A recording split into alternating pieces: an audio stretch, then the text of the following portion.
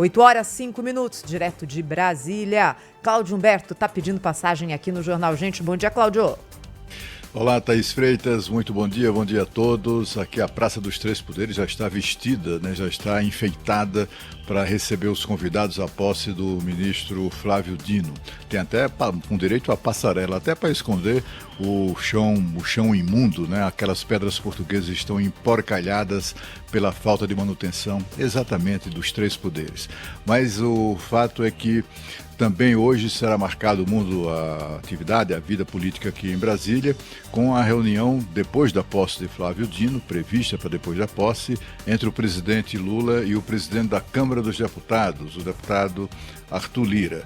É a primeira reunião depois daquele acerto que afastou da interlocução entre os dois o ministro das Relações Institucionais, Alexandre Padilha. Virou apenas uma figura acessória, vai conversar com os líderes, etc., mas o contato do presidente da Câmara será direto com o presidente da República, com a eventual intermediação do chefe da Casa Civil. Padilha foi completamente alijado desse relacionamento. Mas a questão do presidente Lula é que ele sonha, ele ainda tem aquela cabeça posta nos seus primeiros governos, quando o poder executivo podia muito mais do que pode hoje, do ponto de vista orçamentário, político, etc., Haja vista a questão das emendas parlamentares, que tornam os deputados e senadores independentes do governo, em larga medida.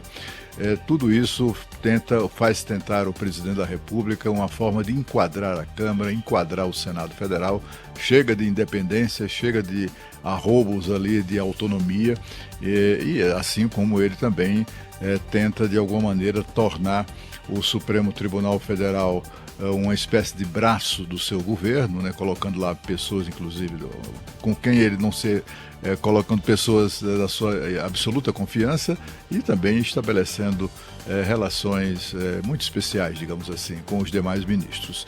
E no caso do Poder Legislativo, a mesma coisa. Ele quer os presidentes da Câmara e do Senado a serviço do Poder Executivo. E ele, nessa reunião que ele pediu, que ele convocou com os dois presidentes das casas legislativas, ele quer, de alguma maneira, encontrar uma forma de fazer valer a sua vontade de reonerar aqueles 17 setores da economia que mais empregam pessoas no Brasil. O presidente da República comprou um discurso equivocado, segundo o qual esses setores seriam privilegiados, Privilegiados são os 600 mil empregos que os setores geram, mas ele não parece muito preocupado com isso. Parece muito mais empenhado, o governo Lula, de uma maneira geral, de punir quem produz, punir o empreendedor, o produtor. Só para você ter uma ideia, recentemente, nessa sanha arrecadatória do governo, o governo passou a cobrar impostos sobre investimentos privados em infraestrutura. Imagina que coisa maluca, uma loucura total. Tem lá o cidadão, pessoa física ou pessoa jurídica, que vai comprar, por exemplo, debêntures para financiar investimentos em infraestrutura, dispensando o governo de desembolsar aquela grana, e esse tipo de investimento era isento de impostos, de impostos, pelo menos os ganhos decorrentes do investimento. Pois o presidente e o seu governo, o ministro da Fazenda, resolveram taxar até isso, ou seja, punindo aqueles que resolvem investir, ajudar o país a superar ou a atender pelo menos parcialmente, aquela necessidade anual de 150 bilhões de reais em investimentos nessa área. O presidente não descansa enquanto não reonerar a folha. O presidente do Senado disse anteontem à noite em discurso, que o governo teria concordado em manter a desoneração, mas não é bem assim. O governo concordou aparentemente em retirar a medida provisória e apresentar um projeto de lei propondo a reoneração.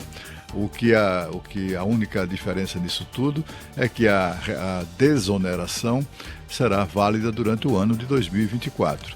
Mas 2025 a expectativa é que o governo volte à carga para tentar, de alguma maneira, punir esses setores, os 17 setores da economia que mais empregam pessoas no nosso país.